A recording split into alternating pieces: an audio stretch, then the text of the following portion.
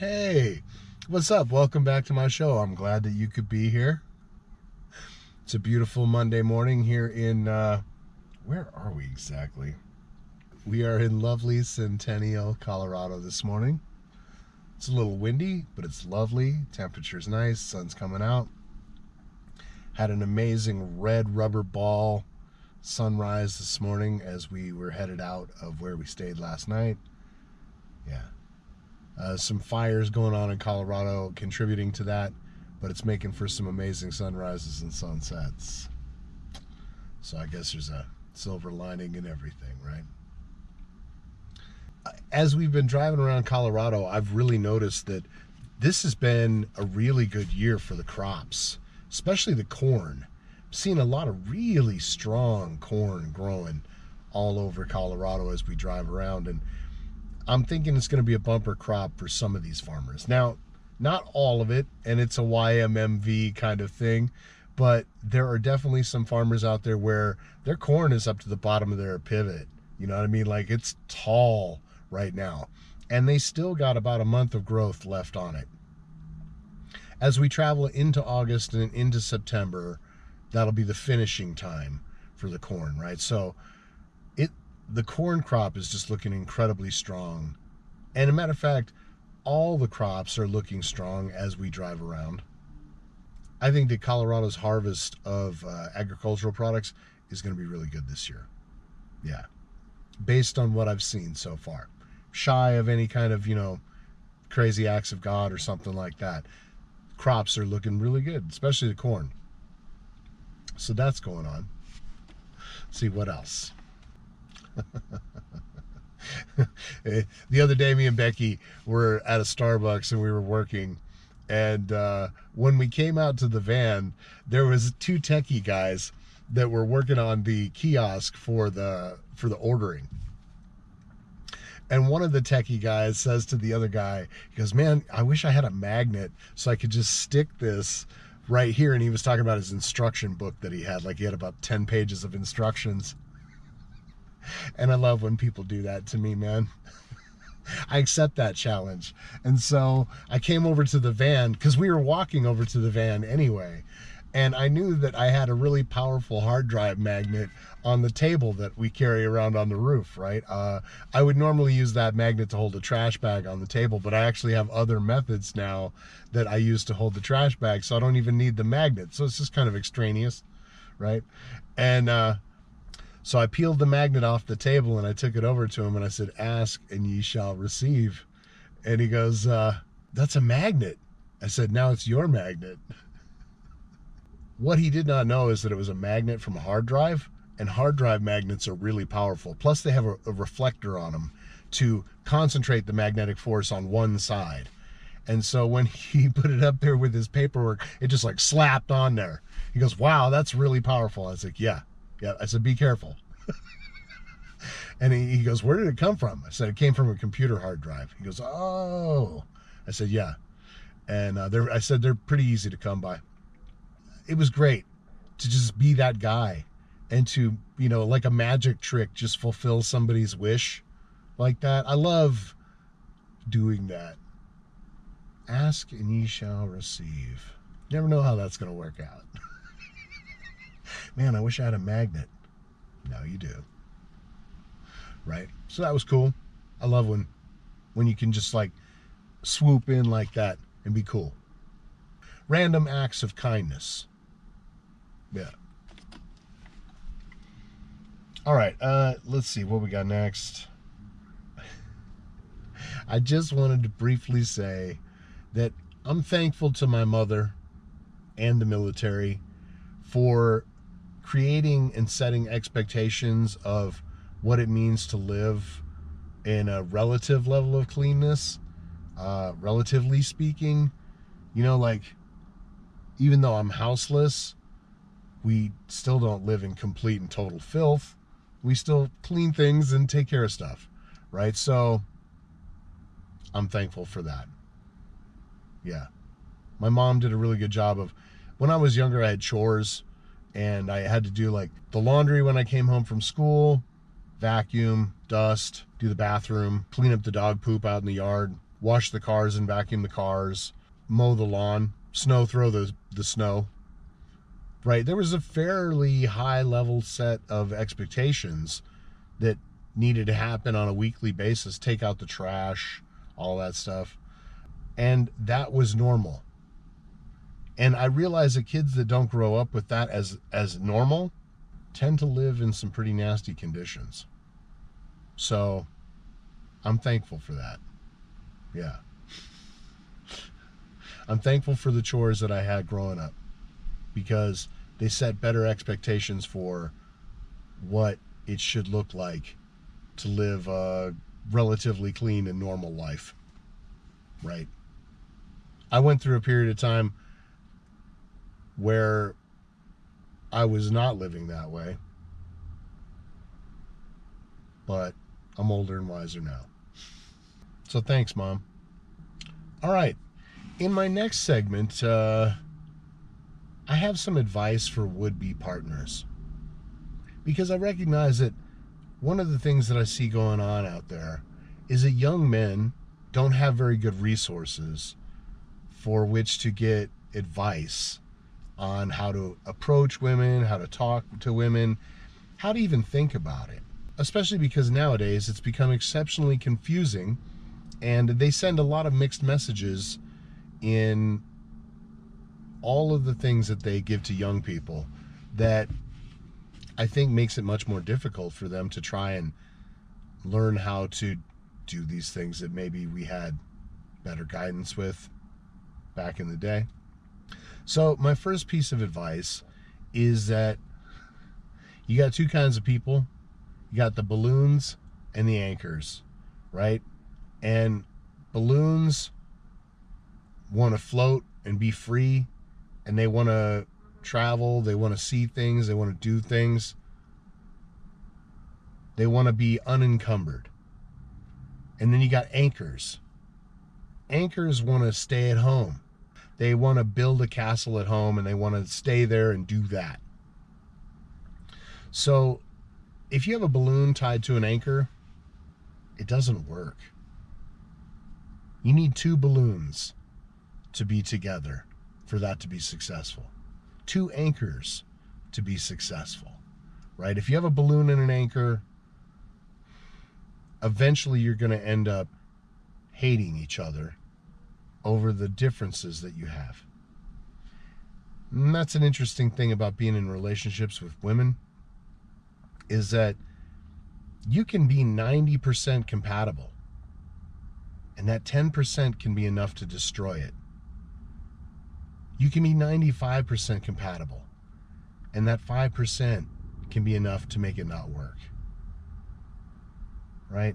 So it's important to find somebody that you're actually compatible with.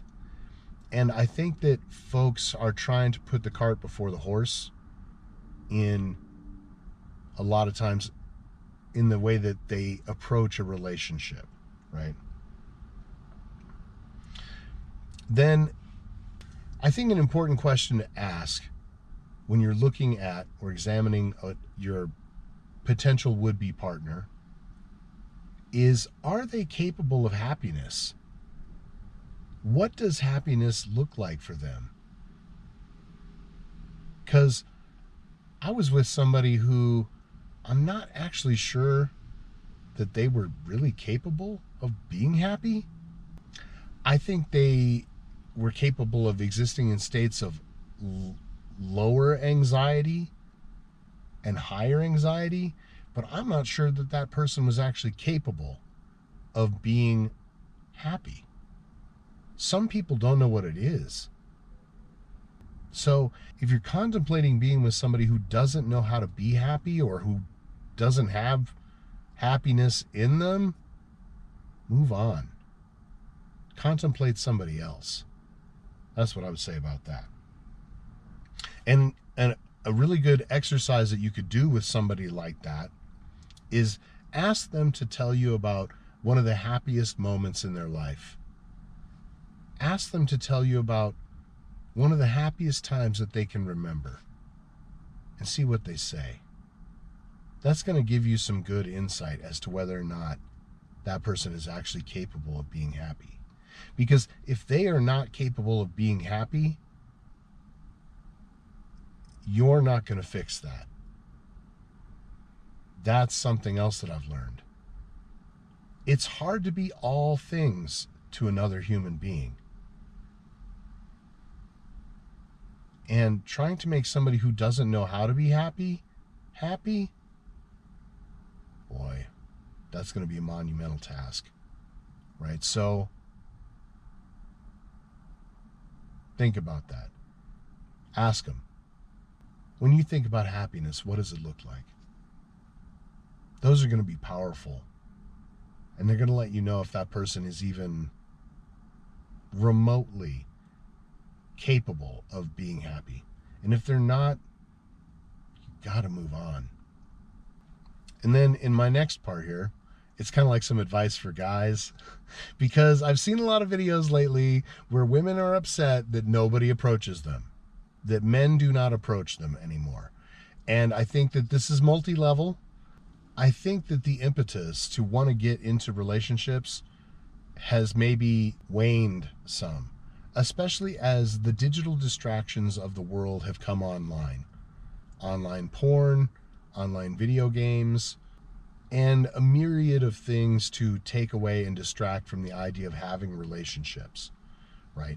But also, women have not done themselves any favors with the whole third wave feminism thing. Fifth wave, I'm not sure which wave of feminism we're in, but we're in the wave now where they've driven men off and men don't want to pursue anymore. And I do know that there are some men out there in the world that wish that they knew how to talk to women or wish that they could approach a woman, and they don't know how to do it.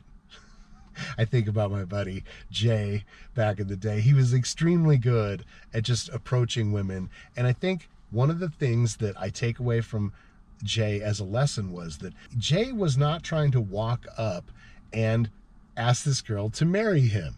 He just wanted to introduce himself, say hello, maybe give a nice compliment to the gal, right?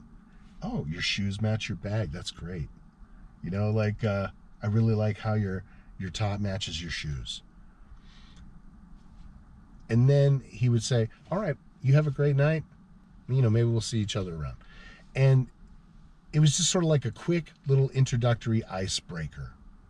You didn't go over there expecting to try and ask this person to marry you, right? I think that that's part of what it is that we build it up to be such a huge thing instead of just thinking in terms of, I'm just going to walk over there, say hello, introduce myself, give a nice compliment, and say, you know, maybe we'll talk a little bit later, have a great night. I got to go make a phone call, something like that. I got to go do something. And here's the beauty. If that girl is interested at all, she's going to throw you a couple of cues, and she's going to want the conversation to continue. She might even come over and start talking to you and have a conversation with you. So if guys would take the pressure off themselves and recognize, I'm not going over here trying to win this girl over with my opening statement or some corny hit line that you're trying to bust out on a girl, right? And there's an art to giving compliments. There's an art to giving a gal a compliment that's not creepy and that is truly flattering and that's going to make her kind of smile on the inside, right? Learning how to give those sorts of compliments, I can't emphasize how important that is. Yeah. Gals really like when you compliment their outfit, or if you notice something that they've coordinated, like that their hair thing matches their shoes, or that their purse matches their shoes, or that their whole outfit is coordinated, and you compliment that. Gals love that kind of stuff, man. They love that kind of stuff, right? What they do not like is creepy stuff about how big some girls' boobs are, or how fat her butt is, or something like that. Stay away from that kind of stuff. The kind of girls that you attract with those kind of compliments are the kind of girls that you can't take home to introduce to your mom. If fellas would just dial it back, recognize, like, all I'm trying to do is just say hello and introduce myself, tell her your name. Do it old school. And if the girl's interested, she's going to talk to you. She's going to talk to you. And then if, I suppose, should you get to that point,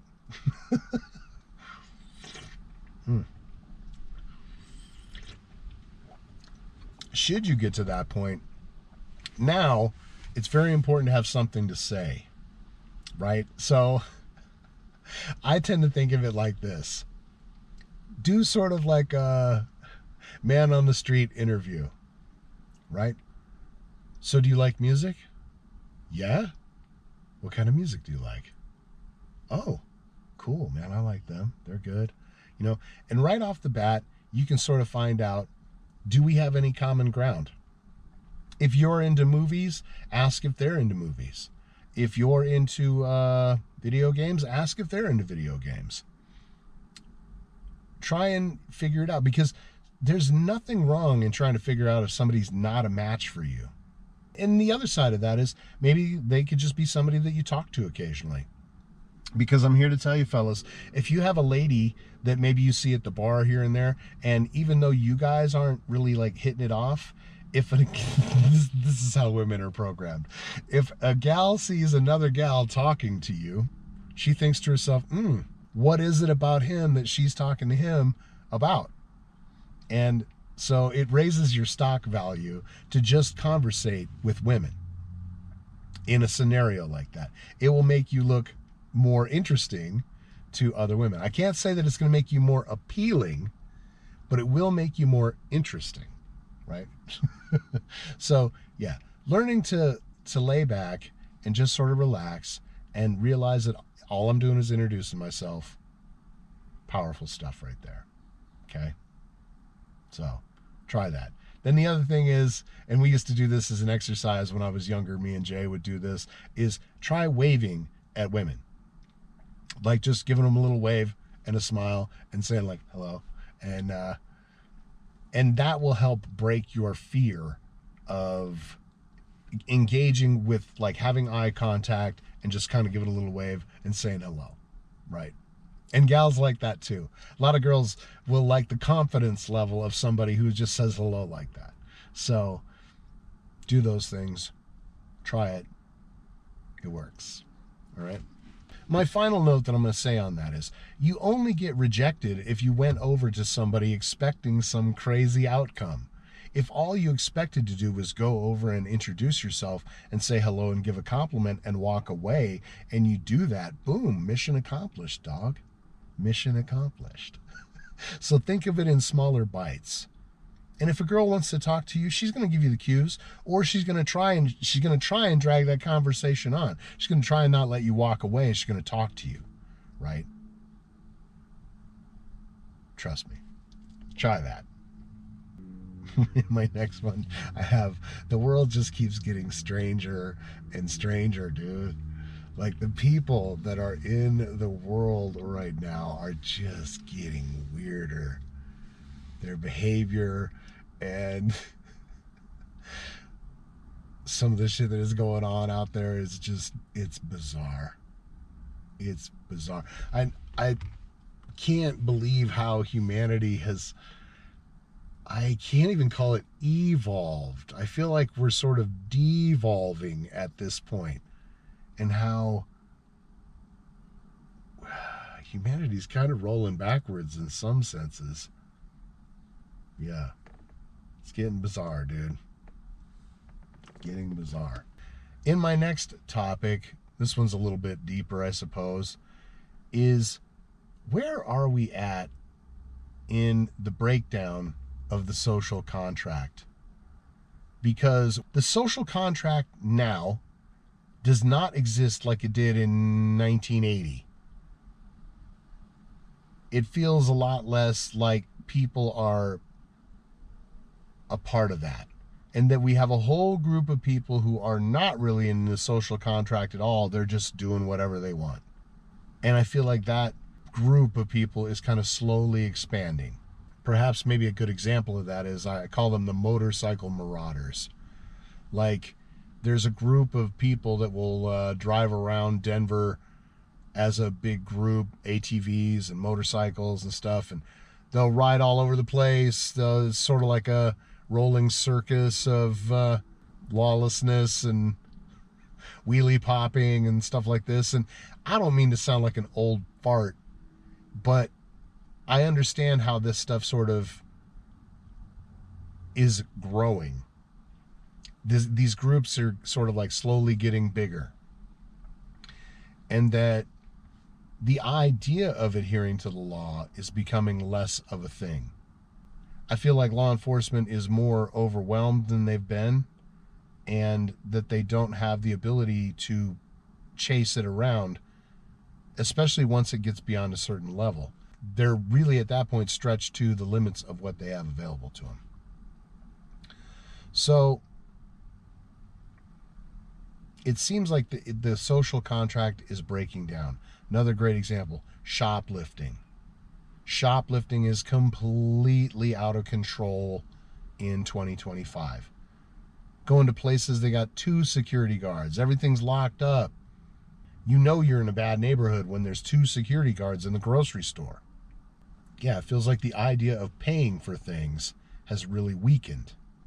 It also feels like there's not as much obligation between citizens to each other, which is sort of sad. Because when I was growing up in the 70s and 80s, it was kind of like we were all looking out for each other. We never even worried about getting kidnapped in the 70s or 80s at all. Your parents were like, nobody would take them. Your parents are like, nobody would take. They'd bring them back if they took them. No, we just didn't think like that. And the world was not that sort of place. But now it's a more dangerous kind of place. And I hate to try and paint it as a world that needs nonstop hover parenting, because that's also a problem in the modern day world, is that hover parents have removed the idea that kids would go out into their neighborhood and just play with other kids, and that they would figure it out amongst themselves, and that kids of different ages would also play together, and that they would also figure that out.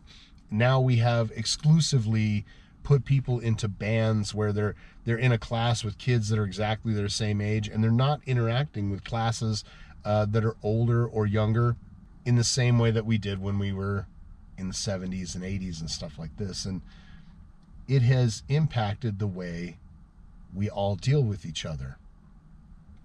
It's impacted the amount of caring that we show each other. I see folks trying to get back to normal. Rebecca's like, people always come up and talk to you. And I say it's because they're starving to talk to somebody. We're trying to get back to normal before COVID-19 and all that stupid bullshit. And it's sort of proof of what damage can be done psychologically to people, the denizens of a society, when something like that happens. Like, they damaged our ability to communicate so hard that we're just now trying to get back to talking to each other. Man talk. Like, truck stops, gas stations, men talk to each other about stuff. We don't immediately jump into deep topics or something like that, but we'll have a little chit-chat conversation, right? Just sort of a checking in kind of thing with the men that we interact with. That's normal. I feel like we're trying to get back to that. I'm trying to promote that idea that we should talk to each other. I think that they damaged us when they promoted the idea that we don't talk to each other. It made us not trust each other. It made us less inclined to go do it. So, it's time to get back to talking to each other. Saying hello. How you doing? That would help repair our social contract. Yeah. In my next subject, I have here in my notes, it doesn't have to be this way, but we've become so complacent with lazy politicians and ineffective government that we've just sort of come to accept that this is what it is. And if we don't desire to change it, if we don't want to change it, it doesn't change. If we accept that this is what it is, it doesn't change. So, I hope at some point something breaks or happens that makes us have to be better, makes us have to change it. Because without some external force tilting it over and making it have to become something new, better, and different, the government has settled into what it is. And it's become so complacent in that it doesn't recognize that it's failing. Or if it does recognize it's failing, it doesn't care. It just wants to maintain the control. So I kind of long for the moment, the catalyst that forces this thing to become something better than what it is now. It's settled into a comfortable pillow bed of corruption and cronyism, and it's all snuggled up on itself with handing money out to itself and then continuing that and not really giving us good return on that investment. That's what I have to say about that. My next thought, work to free your own mind. It's impossible to truly have understanding when the mind is shackled. I try to be objective. I recognize I bring my biases with me, but I try to also be objective in how I view the world, where we're really at. And it's impossible to do that unless your mind is free.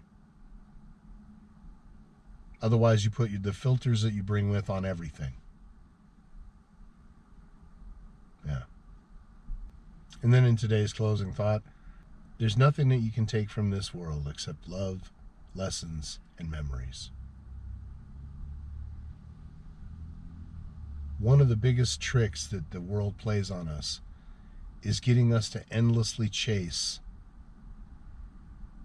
material stuff that we can't take with us. It's a sick joke. Whoever can attain the most material garbage before they leave to a place where they can't take any of it with them wins.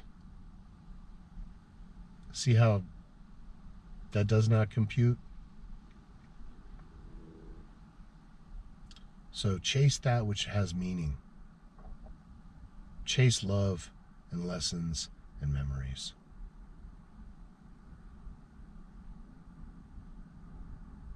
Yeah, not material junk. All right. That's going to do it for me today. Thanks for coming out and joining me. I super appreciate every single one of you, all right? The show's growing a little bit. It's doing all right. It's getting a few more views. I hope that when you come here, you get a little nugget of wisdom, something valuable to put in your pocket and take away with you for later. All right? Thanks for being my people. Please like, subscribe, share, and comment. I love when you do those things, all right? And I cannot express to you how much that helps the channel. If you guys would do that, really helps. Liking, commenting, sharing, really, really helps, okay? So please, help a brother out.